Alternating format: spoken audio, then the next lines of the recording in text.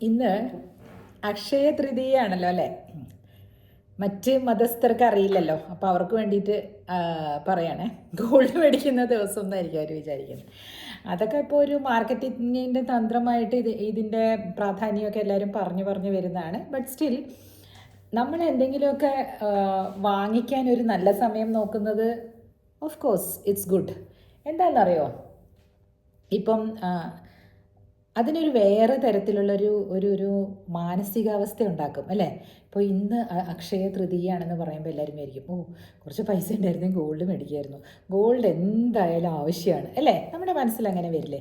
അപ്പോൾ ഈ ജെയിൻ സമൂഹത്തിലുള്ളവരൊക്കെ അവർ സാധാരണ രീതിയിൽ അവർ നമ്മുടെ മലയാളീസിലധികം ഉണ്ടായിട്ടില്ല കേട്ടോ. ഇപ്പോൾ കുറച്ച് നാളായിട്ടുള്ളൂ അത്. ഇന്ന് പരശുരാമൻ്റെ അവതാരം എടുത്ത ദിവസമാണ്, ബലരാമൻ അവതാരം എടുത്ത ദിവസമാണ് എന്നൊക്കെ പറയുന്നുണ്ട്. ഈ മാസം ഈ ഒരു മാസം വ്രതമാസം പോലെ വളരെ നല്ലതാണ് വിഷ്ണു ഭക്തർക്കെന്ന് പറയും. നിങ്ങൾ മുസ്ലിംസ് വ്രതം എടുക്കുന്ന പോലെയും ക്രിസ്ത്യൻസ് 50 നോയമ്പെടുക്കുന്ന പോലെയൊക്കെ വേണമെങ്കിൽ ഹിന്ദുസിന് ഒന്ന് റിജുവിനേറ്റ് ആകാൻ പറ്റിയ ഒരു മാസമാണ് മാധവ മാസം, അല്ലെങ്കിൽ ഈ വൈശാഖ മാസം എന്നൊക്കെ പറയുന്നത്. അപ്പോൾ അതിൻ്റേതായ, അതായത് ലക്ഷ്മിയും പിന്നെ നാരായണനും ഭൂമിയിൽ നടക്കുന്ന ദിവസം എന്നൊക്കെയാണ് പറയുന്നത്. അതൊക്കെ പോട്ടെ. ഞാൻ പറയാൻ വരുന്നത് സ്വർണം വാങ്ങിക്കുന്നതിനെ പറ്റിയും നമ്മൾ എന്തെങ്കിലും ഒരു ചെറിയ ഈവൻ വീട്ടിലേക്ക് ആവശ്യമുള്ള ചട്ടിയും കലം ആണെങ്കിലും വാങ്ങിക്കുന്നത് ഭയങ്കര വലിയൊരു കാര്യമായിട്ടാണ് മദ്രാസിലൊക്കെ ഉള്ളവർ ചെയ്യുന്നത് കേട്ടോ. അവരൊക്കെ എപ്പോഴും പോയി വാങ്ങിക്കുന്നത് കാണാം. അപ്പം ഞാനങ്ങനെ ചെയ്യാറില്ല കേട്ടോ. പക്ഷെ ഞാൻ വിചാരിക്കുകയായിരുന്നു, അത് എന്തിനാണ് അങ്ങനെ ഒരു ദിവസം ഇന്ന് തന്നെ അത് വാങ്ങിച്ചാൽ നല്ലതെന്ന് വിചാരിക്കുന്നതെന്ന് വെച്ചാൽ, നമ്മുടെ ഉള്ളിൽ തന്നെ ആ ഒരു ബോധം ഉണ്ടാകും. നമ്മൾ പൈസ സൂക്ഷിച്ച് വെക്കണം. എന്തെങ്കിലും ഒരു കമോഡിറ്റി, സിൽവറോ അല്ലെങ്കിൽ ഗോൾഡോ അങ്ങനെയുള്ളൊരു കമോഡിറ്റി നമ്മൾ വാങ്ങിക്കുന്നത് നമ്മുടെ ഫ്യൂച്ചറിലേക്ക് നല്ലതാണ് എന്ന് കാരണവന്മാർ പഠിപ്പിച്ച് തരുന്ന ഒരു ദിവസമായിട്ട് മനസ്സിലാക്കാം അല്ലേ? ഇത് അതിന് വേണ്ടിയിട്ടാണെന്ന് നമുക്ക് വേണമെങ്കിൽ ധരിക്കാം അല്ലേ? ഒരു ചെറിയ പുരാണത്തിലെ കഥയും കൂടെ പറയാട്ടോ. കേൾക്കാൻ ഇഷ്ടമുള്ളവർ കേൾക്കണം, അല്ലെങ്കിൽ സ്ക്രോൾ ചെയ്തോളൂ കേട്ടോ. ഇന്നൊരു ദിവസം ഒരു ചെറിയ കഥ.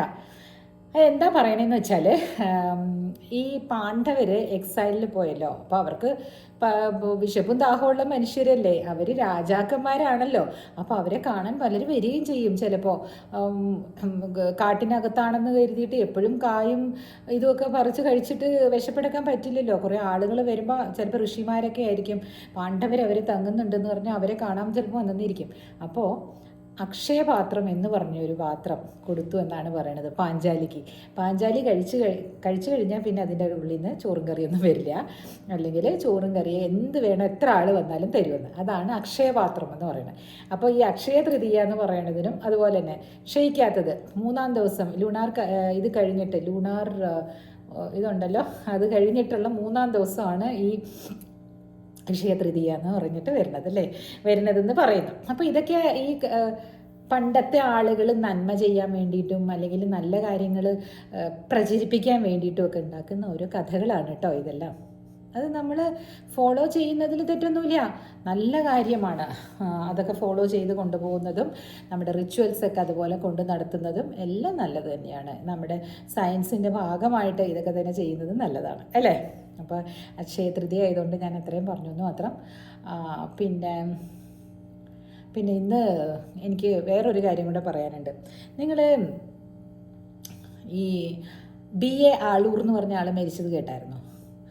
നമ്മൾ ആരും മരിച്ചു എന്ന് പറഞ്ഞ് കേൾക്കുമ്പോൾ നമ്മൾ ചീന്ന് പറയാറില്ല അല്ലേ? പക്ഷെ നന്നായി അങ്ങനെ നമ്മൾ പറയാറേ ഇല്ല അല്ലേ? RIP എന്ന് പറയും. ഇത് RIP ഒക്കെ തന്നെ ഒരാൾ മരിച്ചു പോയതാണ്. പക്ഷേ ആ സൗമ്യ എന്ന് പറഞ്ഞ കുട്ടിയെ പാളത്തിലേക്ക് തള്ളിയിട്ട് റേപ്പ് ചെയ്തു ഒരു ഭിക്ഷക്കാരൻ, കാല് മുടന്തനായിട്ടുള്ളൊരു ഭിക്ഷക്കാരൻ. അതിൻ്റെ അമ്മ വീട്ടിൽ നോക്കിയിരിക്കുന്ന സമയത്ത്, അപ്പോൾ അന്നത്തെ കാലത്ത് ആ കഥകളൊക്കെ പറഞ്ഞ സമയത്ത് ഇയാൾക്ക് ഈ ഗോവിന്ദച്ചാമി എന്ന് പറയുന്ന ആ കൾപ്രിറ്റിന് വേണ്ടിയിട്ട് ആരും ഹാജരാവാൻ തയ്യാറായില്ല വക്കീലന്മാർ. അപ്പോൾ ഈ മനുഷ്യൻ തയ്യാറായി എന്നാണ് പറയണത്. അതായത് എവിടെ മോശമായിട്ടുള്ള കാര്യങ്ങൾ നടക്കുന്നുവോ അവിടെ വന്നിട്ട് അയാൾ വക്കാലത്ത് കൊടുക്കും. അപ്പോൾ അയാൾ ഇന്ന് എന്താ കിഡ്നി ഫെയിലിയറായിട്ട് കുറേ മരുന്നുകളൊക്കെ കഴിച്ച് ഹോസ്പിറ്റലിൽ മരിച്ചു പോയെന്ന് ഒരു വാർത്ത കണ്ടു. അപ്പോൾ ഞാൻ ചിന്തിക്കുകയായിരുന്നു, എന്ത് നേടിയല്ലേ. അങ്ങനെ നമ്മൾ ഒരുപാട് പേരുടെ ഒരു വിഷമവും സങ്കടവും കരച്ചിലും എല്ലാം ഉണ്ടായില്ലേ. അങ്ങേര് മരിച്ചു എന്ന് പറഞ്ഞിട്ട് അതിൻ്റെ അടിയിലുള്ള കമൻറ്റ് സെക്ഷൻ ഒന്ന് പോയി നോക്കണം. ഭഗവാനെ, ദൈവത്തിന് പൊറുക്കാത്ത പോലത്തെ ആളുകൾ എഴുതിയിട്ടുണ്ട്. കാരണം അവരത്രയും മനസ്സ് വിഷമിച്ച് കാണും. അതേപോലെ കുറച്ച് നാൾ മറ്റേ സൈനൈഡ് ജോളി, ആ സ്ത്രീയുടെയും വക്കീൽ ഇയാളാണെന്ന് തോന്നുന്നു. അന്ന് അങ്ങനെ കേട്ടിട്ടുണ്ടായിരുന്നു.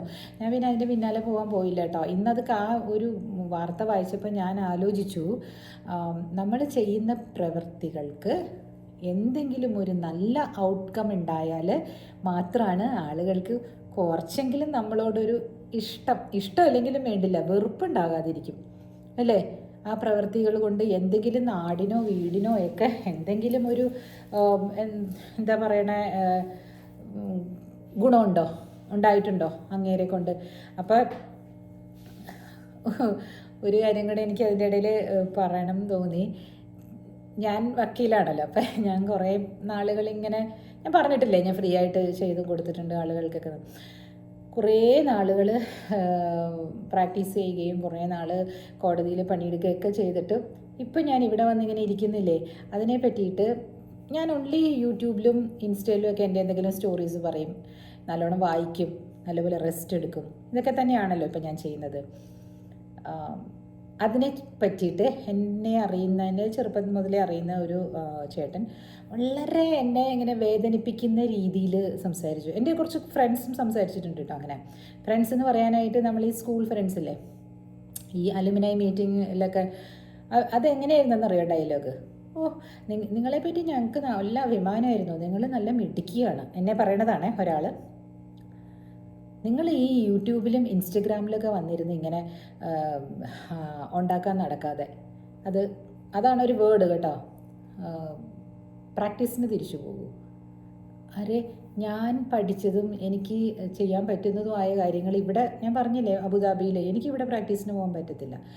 ഞാൻ ആരെങ്കിലും ആളുകളുമായിട്ടത് ഇങ്ങനെ ഇത് ചെയ്യണം, എന്താ പറയണത്, I have to be with someone. അതൊക്കെ ഇനിയിപ്പോൾ എനിക്ക് പറ്റുന്നില്ല, എൻ്റെ ശാരീരികാവസ്ഥകളൊക്കെ കൊണ്ടായിരിക്കുമല്ലോ. അപ്പം ഞാൻ വിചാരിച്ചു, എനിക്കറിയുന്ന കാര്യങ്ങൾ കുറച്ചെങ്കിലുമൊക്കെ പച്ചയ്ക്ക് പറയാനുള്ള ധൈര്യം എനിക്കുണ്ട്. അമ്മായിയമ്മയുടെ ആണെങ്കിലും നാത്തൂൻ്റെ ആണെങ്കിലും അയൽപക്കക്കാരൻ്റെ ആണെങ്കിലും അല്ലെങ്കിൽ എൻ്റെ തന്നെ കാര്യമാണെങ്കിലും ഞാൻ ജഡ്ജ്മെൻറ്റിലാകും നിങ്ങളെന്ന് വിചാരിച്ച് ഞാൻ മറച്ചു വയ്ക്കുന്നില്ല അല്ലേ. അപ്പോൾ അതുകൊണ്ടാണ് ഞാൻ ഈ യൂട്യൂബ് ചാനലും അല്ലെങ്കിൽ ഇൻസ്റ്റഗ്രാം പേജൊക്കെ നടത്തുന്നത്. ഒരുവിധം നന്നായിട്ട് പോകുന്നുണ്ട് ഇൻസ്റ്റഗ്രാം പേജൊക്കെ. 60,000 ആളുകളൊക്കെ അതിൽ വരുന്നുണ്ട്. I am happy the way I am. ഞാൻ പറയുന്നത് മറ്റുള്ളവർക്ക് മനസ്സിലാകുന്നുണ്ട്, റെസനേറ്റ് ചെയ്യുന്നുണ്ടെന്ന് കാണുമ്പോൾ എനിക്കൊരു സന്തോഷമല്ലേ അല്ലേ. അതല്ലേ ഔട്ട്കം.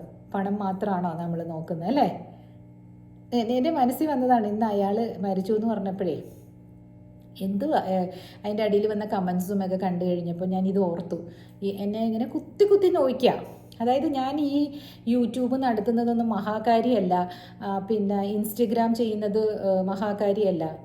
ആര് എന്ത് ചെയ്താലും സമൂഹത്തിന് ദ്രോഹം വരാത്ത കാര്യമാണെങ്കിൽ അത് മഹാകാര്യം തന്നെയാണ്. അതുകൊണ്ട് ഇപ്പോൾ എനിക്ക് തോന്നുകയാണ് ഞാൻ ഇത് തന്നെ ചെയ്യണം, എനിക്ക് കുറേ നാളും കൂടി ഇങ്ങനെയൊക്കെ തന്നെ ചെയ്യണം. എനിക്കിത് ശരിക്കും പറഞ്ഞാലല്ലേ എനിക്കൊരു ജീവവായുവാണ്. ഞാൻ പുറത്തേക്ക് ഇറങ്ങാറില്ല ഈ ചൂടത്ത്. ചില ദിവസങ്ങളിൽ ഞാൻ ഇറങ്ങാത്ത ദിവസമുണ്ട്. 5 ദിവസം 6 ദിവസമൊക്കെ കഴിഞ്ഞാലാണ് ഞാൻ ചിലപ്പോൾ ഒന്ന് താഴെ പോയിട്ട് ജിമ്മിലൊക്കെ പോകുന്നത്. എനിക്ക് വെറുതെ AC-ലിരുന്നാൽ പോലും ഞാൻ കുടുകൂടാന്ന് വിയർക്കും. അത് ഈ മെനോപോസിൻ്റെ ഇതാണെന്നാണ് ആ ഡോക്ടർ പറയുന്നത്, ഹോർമോൺ ഇംബാലൻസ്. സോ ഞാൻ ഇവിടെ എനിക്ക് ഇരിക്കാൻ പറ്റിയതും വേറെ ഒന്നും ചിന്തിക്കാതെ എനിക്ക് പറ്റുന്ന കാര്യങ്ങൾ ചെയ്തുകൊണ്ട് പോകുന്നതിൽ ഞാൻ ദൈവത്തോട് നന്ദി പറഞ്ഞുകൊണ്ടിരിക്കുമ്പോഴാണ് എന്നെ വന്ന് ഇങ്ങനെ കുത്തുന്നത്. മനസ്സിലായില്ലേ? അതിനെ ബാക്ക് ഹാൻഡഡ് കോംപ്ലിമെൻ്റ് എന്ന് പറയും. നീ വല്ലതും മിടുക്കിയാണ്, എനിക്ക് നിന്നെപ്പറ്റി നന്നായി അറിയാം, നീ ഒരു മിടുക്കിയാണ്, നിനക്ക് അങ്ങനെ പറഞ്ഞിട്ട് എന്നിട്ട് ഇരുന്ന് ചെയ്യണ ഒരു സാധനം കണ്ടില്ലേ. This is how people are. Let me tell you. അതെന്നെ വേദനിപ്പിച്ചോ എന്ന് ചോദിച്ചാൽ വേദനിപ്പിച്ചു. പക്ഷേ അതുകൊണ്ട് ഞാൻ നിർത്താനൊന്നും പോണില്ല. എന്തുകൊണ്ടാണ് അവരങ്ങനെ പറയുന്നത്?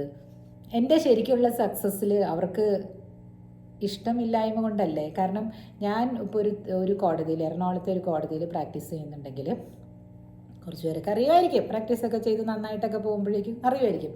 പക്ഷെ സോഷ്യൽ മീഡിയയിൽ വന്നിരുന്ന് പറയുന്നത് കൊണ്ടല്ലേ ഇരിക്കുമോ കൂടുതൽ ആളുകൾ അറിയുന്നത് അല്ലേ? ആളുകൾ അറിയപ്പെടണം എന്ന് ആണ് എൻ്റെ മോഹം. അതിൽ തെറ്റൊന്നുമില്ലല്ലോ അല്ലേ? കുറച്ച് പേര് ചേച്ചി പറയുന്നത് എനിക്ക് ഇഷ്ടപ്പെടുന്നുണ്ട് കേട്ടോ. പലയിടത്ത് വെച്ച് പിന്നെ പിള്ളേർ കാണുമ്പം ഓടി വരാറുണ്ട്, ചേച്ചി ചേച്ചിയല്ലേ എന്ന് ചോദിച്ചിട്ട്. അപ്പോൾ എനിക്ക് ഇതാണ് കേട്ടോ സന്തോഷം. എൻ്റെ ഈ പ്രോഗ്രാം അവർ കാണുന്ന പോലും ഇല്ലെന്നാണ് എനിക്ക് തോന്നുന്നത്, ഈ ക്രിട്ടിസൈസ് ചെയ്യുന്ന ആൾക്കാർ കേട്ടോ. എന്നെ കേൾക്കുന്നതും കാണുന്നതും എന്നെ അത്രയ്ക്ക് ഇഷ്ടപ്പെട്ട് വന്നിരുന്ന് കാണുന്ന ഫ്രണ്ട്സിന് വേണ്ടിയിട്ടാണ് ഞാൻ ഈ കഥകളൊക്കെ പറയുന്നത്. അപ്പോൾ ഔട്ട്കം അല്ലേ, ഔട്ട്കമാണ് നമ്മൾ നോക്കുന്നതെങ്കിൽ നമുക്കൊന്നും ചെയ്യാൻ പറ്റത്തില്ല. നമ്മളുടെ സന്തോഷമാണ് നമ്മൾ നോക്കേണ്ടത്. നമ്മുടെ സന്തോഷം എങ്ങനെ പോകുന്നുവോ അതാണ് നമ്മൾ ചെയ്യേണ്ടത്. പിന്നെ വേറൊരു കാര്യമുണ്ട്, ഞാൻ ഇന്ന് ഒരു ചെറിയൊരു ഇതിട്ടുണ്ടായിരുന്നില്ലേ, പേർപ്പസ് എന്ന് പറഞ്ഞിട്ട്. നമ്മുടെ ജീവിതത്തിൻ്റെ പർപ്പസ് എന്താണെന്ന് നമ്മൾ തന്നെ ഒന്ന് മനസ്സിലാക്കണം. കാരണം എന്താണെന്ന് പറയട്ടെ, ഏതാണ് ആ പർപ്പസ് അതനുസരിച്ചായിരിക്കും വിജയം വരുന്നത്. ഇത് ലയണും ഡീറിൻ്റെയും കഥ ഞാൻ പറഞ്ഞു. ലയൺ ഒരു ഡീറിനെ ഓടിച്ചിടുമ്പോൾ, ഒരു സിംഹം ഒരു മാൻകുട്ടിയെ ഓടിച്ചിടുമ്പോൾ ആ മാൻകുട്ടി ഓടി രക്ഷപ്പെടണമെന്ന് കാണുന്നവരെല്ലാവരും വിചാരിക്കും. കാരണം എന്താണെന്നറിയോ, മാൻകുട്ടി രക്ഷപ്പെടുകയും ചെയ്യും മിക്കവാറും. കാരണം എന്താണെന്നറിയോ, മാൻകുട്ടി അത്ര വീറോടുകൂടിയാണ് ഓടുന്നത്. സിംഹം കുറച്ച് ഓടിക്കഴിയുമ്പോൾ അങ്ങ് തളർന്നങ്ങ് നിൽക്കും. കാരണം സിംഹം ഓടിക്കുന്നത് അതിന് വിശപ്പാറ്റാൻ വേണ്ടിയും, മാൻകുട്ടി ഓടി രക്ഷപ്പെടാൻ നോക്കുന്നത് അതിൻ്റെ ജീവൻ രക്ഷിക്കാനാണ്. കണ്ടോ? അപ്പോൾ പേർപ്പസാണ്, നമ്മൾക്ക് എന്ത് പേർപ്പസാണ് നമ്മൾ ജീവിതത്തിൽ സാധിക്കേണ്ടത്, അപ്പോൾ വിജയം സുനിശ്ചിതമാണ്. നമ്മുടെ ഗോൾ അനുസരിച്ച് അത്ര തീക്ഷണമായിരിക്കണം നമ്മൾ ചെയ്യുന്ന കാര്യങ്ങൾ. ഒരുപാട് പേര് ഇതിനകത്ത് പറയുന്നുണ്ട്. അന്ന് ഞാൻ പറഞ്ഞപ്പോഴേ ഗോൾഡിൻ്റെ കാര്യമൊക്കെ പോയി, ഇനി എന്ത് ചെയ്യാൻ പറ്റും, എല്ലാവരും എടുത്തുകൊണ്ട് പോയി, അങ്ങനെ ആയി ഇങ്ങനെ ആയിന്ന്.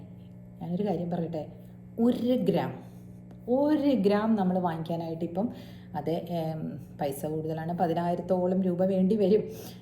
അതിന് നമ്മൾ ആ 10,000 രൂപ ഉണ്ടാക്കാൻ വേണ്ടിയിട്ട് ഈ പേർപ്പസ് നമ്മൾ വെക്കുകയാണെങ്കിൽ, ഞാൻ ഗോൾഡ് എന്ന് പറഞ്ഞതേ ഉള്ളൂ കേട്ടോ. അപ്പോൾ എല്ലാവരും പറയും ഷെയർ മേടിക്കും അത് മേടിക്കും. എനിക്കറിയാവുന്ന കാര്യം ഞാൻ പറയുന്നുള്ളൂ. ഇന്ന് മുതൽ നിങ്ങളൊന്ന് ചിന്തിച്ച് 1 ഗ്രാം ഞങ്ങൾ മേടിച്ചിരിക്കും അക്ഷയ തൃതീയയ്ക്ക് എന്ന് വിചാരിക്കും. അടുത്ത അക്ഷയ തൃതീയയ്ക്ക് ഇപ്പം ഇല്ലല്ലോ കയ്യിൽ, എടുത്തു നോക്കൂ. 360 ദിവസങ്ങളോളം ഉണ്ട്. എത്ര രൂപ വെച്ചെടുത്ത് വെക്കേണ്ടി വരും അല്ലേ? 10,000 രൂപ ഉണ്ടാക്കാനായിട്ട് ഒരു ദിവസം 300 രൂപ എടുത്ത് വെച്ചാൽ മതി. പറ്റുമോ? പറ്റണം. അതെങ്ങനെയാണ് ആ 300 രൂപ ഉണ്ടാക്കാൻ പറ്റുന്നതെന്ന് ആലോചിക്കൂ. പശു ഉണ്ടോ? പാല് വെക്കുന്നുണ്ടോ? അതിൽ നിന്ന് എടുക്ക്. അല്ലെങ്കിൽ പച്ചക്കറി ഉണ്ടോ? അയൽവക്കത്ത് ആർക്കെങ്കിലും കുറച്ച് പച്ചക്കറി കൊടുക്കുമോ? അല്ലെങ്കിൽ ഒരു നെയ്യ് കുപ്പി ഉണ്ടാക്കി കൊടുക്കുമോ? 300 രൂപ ഉണ്ടാക്കാൻ വലിയ പ്രയാസമില്ല ഒരു മാസം. ശരിയല്ലേ? ആലോചിച്ച് നോക്കൂ. ഒരു ദിവസം 300 രൂപ ഉണ്ടാക്കിയാലേ പറ്റുള്ളൂ. എത്ര? 9,000 രൂപ ഉണ്ടാക്കാനായിട്ട് അല്ലേ? എത്ര വെച്ചിട്ട് സേവ് ചെയ്യേണ്ടി വരും ഒരു മാസം? 300 × 3. ഒരു മാസം ശരിയല്ലേ? 1 ഗ്രാം മേടിക്കാൻ പറ്റും. 9,000 രൂപ ഞാൻ പറഞ്ഞത് ശരിയല്ലേ? ഒരു ദിവസം 300 വെച്ചെടുത്താൽ 30 ദിവസത്തിൽ 9,000 രൂപയായി. അപ്പോൾ മേടിക്കാമല്ലോ, ഒരു മാസം 1 ഗ്രാം മേടിക്കാമല്ലോ. അപ്പോൾ അടുത്ത വർഷം അക്ഷയ തൃതീയ വരുമ്പോഴേക്കും 10 ഗ്രാം 12 ഗ്രാം മേടിക്കാമല്ലോ. അങ്ങനെ വിചാരിക്കൂ. അപ്പോൾ ശരി, 1 ഗ്രാം പറ്റുന്നില്ലെങ്കിൽ അതനുസരിച്ച് പകുതിയാക്കൂ, 150 രൂപയാക്കൂ. എങ്ങനെ അത് ചെയ്യാമെന്ന്? ഭർത്താവിൻ്റെ പോക്കറ്റിൽ നിന്ന് എടുക്കുന്ന പരിപാടി അതല്ല കേട്ടോ. നമ്മൾ തന്നെ എങ്ങനെ അത് ചെയ്യാൻ പറ്റും? ഒരു ബ്ലൗസ് തയ്ച്ച് കൊടുത്ത് 10 രൂപ 20 രൂപ 30 രൂപയൊക്കെ ചെയ്യുന്നവരില്ലേ, അതിൽ നിന്ന് ഒരു കുടുക്കയിലിട്ട് വെക്കൂ. അല്ലെങ്കിൽ ഞാൻ ഈ ജ്വല്ലറിയിൽ പോയിട്ട് ചേരാൻ പറയാത്ത എന്താണെന്നറിയോ? എനിക്ക് പേടിയാണ്. നല്ല ജ്വല്ലറീസ് അല്ലെങ്കിലേ പറയാൻ പറ്റില്ല. വലിയ ഗ്രൂപ്പിൻ്റെയൊക്കെ വേണമെങ്കിൽ ചേരൂ. കല്യാൺ ജ്വല്ലേഴ്സ്, ഭീമ, പിന്നെ മലബാർ, അങ്ങനെയുള്ളതിലൊക്കെ ചീറ്റ് ഫണ്ട്സ് ഒക്കെ ഉണ്ടല്ലോ. വലിയ ജ്വല്ലറികൾ. പിന്നെ നിങ്ങളുടെ നാട്ടിൽ തന്നെ നിങ്ങൾക്ക് അറിയുന്നവരാണെങ്കിൽ, എന്നാലും റിസ്ക് ആണ് കേട്ടോ. സ്വർണത്തിൻ്റെ കാര്യമല്ലേ, പെട്ടെന്ന് പൂട്ടിപ്പോയാൽ എന്ത് ചെയ്യും? അതുകൊണ്ട് കോയിൻസായിട്ട് മേടിച്ചാലും ഇപ്പോൾ പണയം എടുക്കുന്നുണ്ടെന്ന് പറയുന്നുണ്ട്. അതല്ല, ഈ ബാറായിട്ടൊക്കെ ആൾക്കാർ മേടിക്കില്ലേ, അത് എടുക്കില്ല എന്ന്. കോയിൻസായിട്ട് മേടിച്ചാൽ എടുക്കും. അപ്പോൾ അത് അങ്ങനെ വാങ്ങിച്ചു വെക്കൂ. കഴുത്തിലിട്ടുകൊണ്ട് പിന്നെ സൂക്ഷിക്കാനുള്ള പാടുകൊണ്ടാണ് എല്ലാവരും ഈ വളകളായിട്ടൊക്കെ മേടിക്കുകയാണെങ്കിൽ ഒരു വള ഓരോരോ വളയായിട്ട് ഇങ്ങനെ മേടിച്ചാൽ അങ്ങനെ നമുക്ക് സ്വർണം സൂക്ഷിക്കാം. നമുക്കൊരു ഹെഡ്ജിങ് ഇഫക്റ്റ് ഉണ്ടാവുമെന്ന് അന്ന് ഞാൻ പറഞ്ഞു.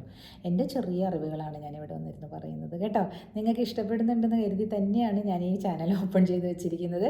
ചേച്ചി പറയുന്നത് ഞങ്ങൾക്ക് ഇഷ്ടമാണ് എന്ന് ഒത്തിരി പേര് പറയുന്നുണ്ട്. അത് മതി എനിക്ക്. മറ്റുള്ള ആളുകളൊക്കെ എന്താ പറയുക, എന്ത് വേണേലും പറഞ്ഞോട്ടെ അല്ലേ? ശരി എന്നാൽ ഓക്കെ, ബൈ. നാളെ വരാം.